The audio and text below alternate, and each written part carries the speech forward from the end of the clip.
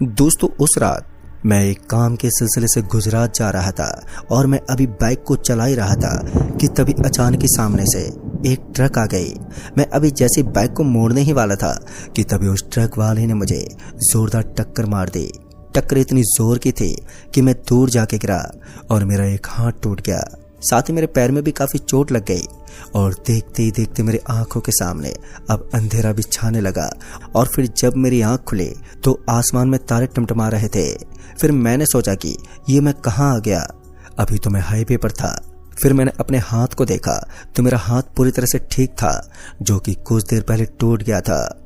फिर मैं जब उठकर बैठा तो मैंने पाया कि मेरे सामने एक औरत बैठी थी और साथ ही एक लड़का भी था जो आग के अंदर कुछ भूंज रहा था। चारों तरफ जंगली जंगल था। तो फिर मैं उस औरत की तरफ जाने लगा, ये पूछने के लिए कि मैं कहाँ पर हूँ। जब मैं उस औरत के पास पहुंचा तो उस औरत ने कहा कि उठ गए, तो फिर एक काम करो, जाओ जंगल से लकड़ी काट कर लाओ। उस औरत की आवाज बहुत ही ज्यादा डरावनी थी। उसकी आवाज सुनकर मैं एकदम से सहम सा गया। मैं अभी बोलने ही जा रहा था कि तभी उस औरत ने कहा, बिना जंगल से लकड़ी काटे मत आना, और हाँ, वो दीवार के पास कुल्हाड़ी रखी है। फिर मैं बिना सवाल जवाब किए कुल्हाड़ी की तरफ जाने लगा। जब मैंने कुल्हाड़ी को देखा तो वो कुल्हाड़ी खून से सनी हुई थी।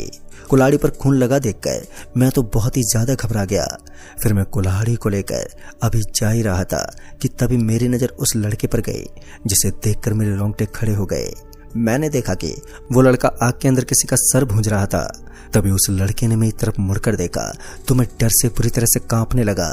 मैंने देखा कि उस लड़के की आंखें ही नहीं थी। फिर मैं वहां से जंगल की तरफ जाने लगा। फिर मैंने सोचा कि मैं ये कहां पर आ गया हूँ, मुझे कुछ भी समझ में क्यों नहीं आ रहा। मैं यही सब सोचते हुए अभी जा ही रहा था कि तभी मुझे एक बूढ़ी औरत एक पेड़ के पास बैठी हुई दिखी। तो मैं उस औरत की तरफ जाने लगा। जब मैं उस औरत के पास पहुंचा तो उस बूढ़ी औरत ने कहा, 1 हफ्ते के बाद तुम्हारा भी वही हर्ष होने वाला है जो कि बाकी सभी का हुआ है। तो मैंने उस बूढ़ी औरत से कहा कि 1 हफ्ते बाद क्या होने वाला है मेरे साथ, पर उस औरत ने कुछ भी नहीं बोला। फिर वो औरत अचानक वहां से गायब हो गई और उस औरत को इस तरह गायब होता देखकर अब मेरे पैरों तले जमीन खिसक गई और मैं सोच में पड़ गया कि 1 हफ्ते बाद अब क्या होगा। फिर जब मैं जंगल के पेड़ को काटने जा रहा था कि तभी जंगल से आवाज आई, मुझे मत काटो। मैं उस आवाज को सुनकर अब इधर उधर देखने लगा और ये सोचने लगा कि ये आवाज कहाँ से आई। फिर मुझे लगा कि ये सिर्फ मेरा वहम है। तो मैं पेड़ की लकड़ी को फिर से काटने लगा। जैसे मैंने पेड़ के डाल पर कुल्हाड़ी मारी तो पेड़ के डाल से खून निकलने लगा। पेड़ से खून निकलता देख अब मेरे होश उड़ गए कि पेड़ के अंदर से भला खून कैसे निकल रहा है। तभी किसी के रोने की आवाज सुनाई दी, जैसे कि कोई इंसान रो रहा हो। फिर मैंने चारों तरफ घूमकर देखा तो वहां पर कोई भी दिखाई नहीं दिया। फिर तभी मेरी नजर पेड़ के ऊपर गई तो मैंने देखा कि वो पेड़ ही बोल रहा था और जंगल के सारे पेड़ एक दूसरे से बंधे हुए थे। तभी उस पेड़ ने कहा कि हम सभी को बचा लो। तो मैंने उस पेड़ से कहा कि मैं कैसे बचा सकता हूँ आपको। तो उस पेड़ ने बताया कि अभी आते समय जो बूढ़ी औरत दिखाई दी थी वो हम सभी को यहाँ से निकलने का रास्ता बता सकती है और तुम्हारे पास 1 हफ्ते के लिए समय भी है। अगर उस बीच तुम कुछ भी नहीं कर पाए तो तुम भी हमारी तरह ही पेड़ बन जाओगे। तभी मैंने उस पेड़ से कहा कि पर वो औरत भी यही बोलकर गायब हो गई। तभी उस पेड़ ने बोला कि तुम उस बूढ़ी अम्मा के पास जाना और उस औरत से बोलना आईना कहाँ पर है। तो वो बूढ़ी औरत आपको एक रास्ता बताएगी उस आईने के पास जाने के लिए, और तुम इसके अलावा कुछ भी मत पूछना। अगर तुमने और कुछ पूछा तो वो बूढ़ी औरत गायब हो जाएगी, फिर शायद दोबारा वो ना मिले। और याद रखना कि कल जब वो तुम्हें मिले तो आईने के बारे में ही पूछना। फिर मैंने उस पेड़ से कहा कि ठीक है। तभी उस पेड़ ने कहा कि उस तरफ बहुत ही बड़ी डाल गिरी है, वही काट कर ले जाओ, नहीं तो वो औरत तुम्हें ही काट कर उस चूल्हे में लगा देगी। फिर मैं लकड़ी को लेकर उस औरत के पास गया तो उस औरत ने कहा कि चूल्हे के पास रख दो। मैं जैसे ही लकड़ी को रखकर अभी जा ही रहा था कि तभी वो लकड़ी इंसान के हाथ पैर में बदल गई।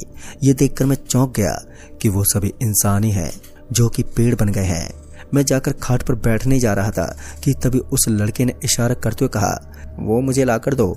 फिर मैं उसे उठाकर देने वाला था कि तभी मैंने देखा कि वो कोई खिलौना नहीं बल्कि एक इंसान की खोपड़ी थी। उस खोपड़ी से वो खेल रहा था। मैंने डरते उस खोपड़ी को उठा कर दिया। फिर मैं वहीं पर जाकर लेट गया और अब कल का वेट करने लगा। अब वो समय भी आ गया था जिस पल का मुझे इंतजार था। तभी उस औरत ने कहा कि जाओ लकड़ी काट कर ले आओ। फिर मैं कुल्हाड़ी लेकर फिर से जंगल की तरफ जाने लगा और जब मैं उस पेड़ के पास पहुंचा तो वो बूढ़ी औरत आई। तो मैं उस बूढ़ी औरत से बोला कि आईना कहाँ है। तो उस बूढ़ी औरत ने बताया कि इस जंगल को पार करोगे तो एक नदी दिखाई देगी, जब नदी को पार करोगे तो एक झोपड़ी दिखाई देगी, तो उसी झोपड़ी में वो आईना है, पर वहां तक जाना बहुत ही मुश्किल है, वो रास्ता मौत से घिरा है, उस झोपड़ी तक आज तक कोई नहीं पहुंच पाया। अगर तुम उस झोपड़ी के पास पहुंच जाओगे तो उस आईने की जगह पर ये छोटा सा आईना रख देना। जब उस आईने को वहां पर रख दोगे तो वो आईना डायन को इस आईने में कैद कर लेगा। फिर उस बूढ़ी औरत ने कहा कि अपना हाथ आगे करो, और फिर जैसे मैंने हाथ आगे किया तो वैसे ही मेरे हाथ में एक छोटा सा आईना आ गया और वो बूढ़ी औरत अचानक ही वहां से गायब हो गई। फिर मैं आईना लेकर उस झोपड़ी की तरफ जाने लगा। मैं जब जंगल से होकर जा रहा था कि तभी मुझे ऐसा लगा कि कोई मेरे पीछे आ रहा है। जैसे मैंने पीछे मुड़कर देखा तो मेरे सामने बिन सर का एक इंसान खड़ा था।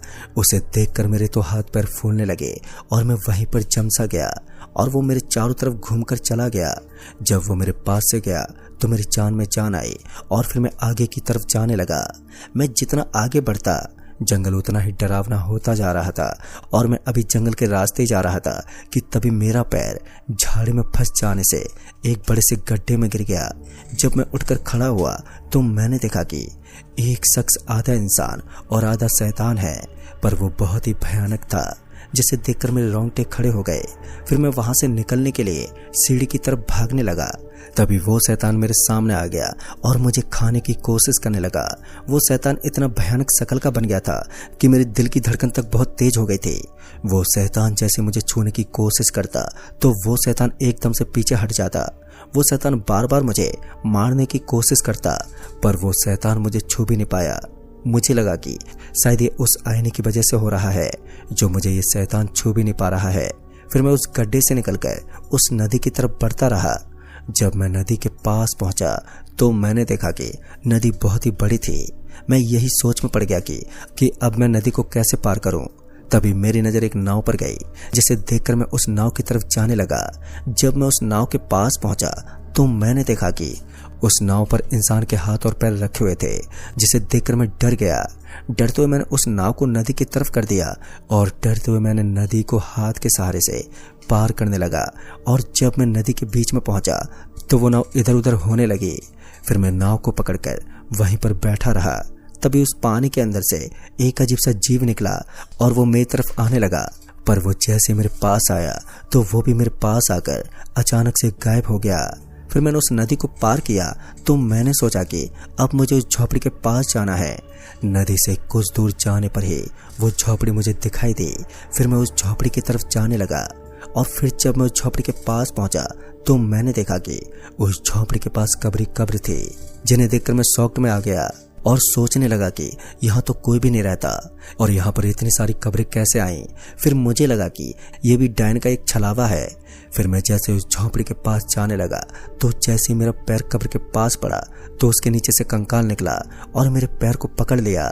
जैसे उसने मेरा पैर पकड़ा तो मैं बुरी तरह से डर गया और वैसे ही मैंने अपने पैर को पीछे की तरफ खींचने लगा। फिर उस कंकाल ने मेरा पैर छोड़ दिया। अब मेरी जान में जान आई। फिर मैंने सोचा कि चारों तरफ ही यहाँ पर शैतान है और अब मैं उस झोपड़ी के पास कैसे जाऊंगा। तभी मैंने दूसरी तरफ से जाने की सोची तो मैंने जैसे ही पाँव को आगे किया तो वैसे ही नीचे से शैतान ऊपर आने लगे। फिर मैं वहीं पर बैठ गया और सोचने लगा कि अब मैं क्या करूं। तभी मुझे याद आया कि शायद ये आईना ही मेरी मदद कर सकता है। फिर मैं उस आईने को निकालकर सामने की ओर करते हुए झोपड़ी की ओर जाने लगा। मैं झोपड़ी के पास जा ही रहा था कि तभी मुझे शैतान दिखने लगे और वो शैतान अजीब तरह की आवाजें भी निकाल रहे थे। मैं डरते उस झोपड़ी के पास पहुंच गया और तभी मैंने उस आईने को उठा लिया और वो आईना जो कि मुझे उस बूढ़ी अम्मा ने दिया था उसे वहीं पर रख दिया। मैंने जैसे ही आईने को बदला तो मैं फिर से उसी पेड़ के पास आ गया जहां पर वो बूढ़ी औरत थी। तभी वो बूढ़ी औरत भी आ गई तो उस बूढ़ी औरत ने कहा कि जब वो अपने असली रूप में आएगी तो तब उसके सामने आईना करना, तब वो उसी आईने में कैद हो जाएगी। पर याद रहे उसे इस बात का बिल्कुल भी पता नहीं चलना चाहिए, नहीं तो वो तुम्हें मार डालेगी। फिर मैं आईने को लेकर उस औरत के पास जाने लगा। जब मैं उस औरत के पास गया तो उस औरत ने कहा कि तुम कहाँ थे और लकड़ी कहाँ पर है। फिर मैं उस औरत से बोला कि मैं लकड़ी नहीं लाऊंगा। तभी वो औरत गुस्से में लाल हो गई और फिर देखते ही देखते वो अपने असली रूप में आ गई। जैसे ही वो औरत अपने असली रूप में आई तभी मैंने उसके सामने वो आईना कर दिया और वो डैन उस आईने में समा गई और साथ ही वो लड़का भी उसी के साथ समा गया। फिर मैं उस बूढ़ी औरत के पास गया तो वो आईना देते समय मैंने उस बूढ़ी औरत से कहा कि सब यहाँ से मुक्त हो जाएंगे ना? तो उस बूढ़ी औरत ने कहा हाँ, सब अपनी अपनी जगह पर पहुंच जाएंगे जो जहाँ से आए हैं। फिर मैंने वो आईना उस अम्मा को दे दिया। तो जैसे मैंने वो आईना उस बूढ़ी औरत को दिया तो वैसे मैं उस हाईवे पर आ गया जहाँ पर मेरा एक्सीडेंट हुआ था। फिर मैं वहाँ से अपने घर लौट गया और अपने घर आकर मैंने अपने घर वालों को सारी बात बता दी, जिसे सुनकर मेरे घर वाले भी एकदम से सदमे में आ गए। तो दोस्तों, इस कहानी में बस इतना ही। कहानी आपको पसंद आई हो तो वीडियो को लाइक शेयर जरूर कर दें और साथ ही हमें नीचे कमेंट बॉक्स में जरूर बताएं।